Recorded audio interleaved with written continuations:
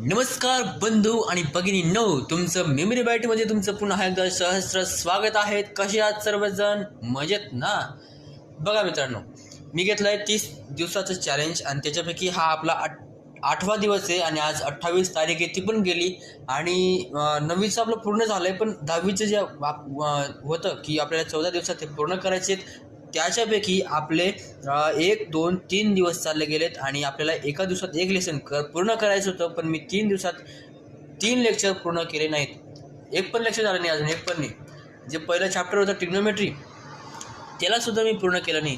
ते बघू शकता तुम्ही, इथं मी करतोय, पण कसं आहे आता ती म्हणजे मन लागत नाही बा अभ्यासला, कारण ते 10वी 11वी 12वी येऊन जातं. आणि त्यात पहिला चॅप्टर म्हणजे ते ट्रिग्नोमेट्रीज त्यात सर शिकवत आहेत.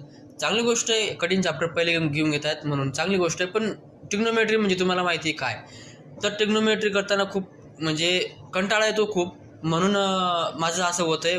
पण मी आता तसं करणार नाही, कारण जर मी असं करत गेला ना तर माझे 14 दिवसामध्ये माझं पूर्ण होणार नाही. कारण एक चॅप्टर तुमच्या 4 तासच्या वरती आणि ते करणं मग सोपं काम नाही.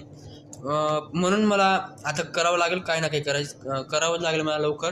आणि एका दिवसात मला तरी जास्तीच लेसन मला कवर करावं लागेलच. आणि बघू, मी तुम्हाला उद्या तशी अपडेट देतो की माझं किती झालं. कारण मी उद्यापर्यंत तर मी हे चॅप्टर करून टाकेल ट्रिग्नोमेट्री, कारण ते माझं अर्ध्याच्या वरती होऊन गेलं आहे.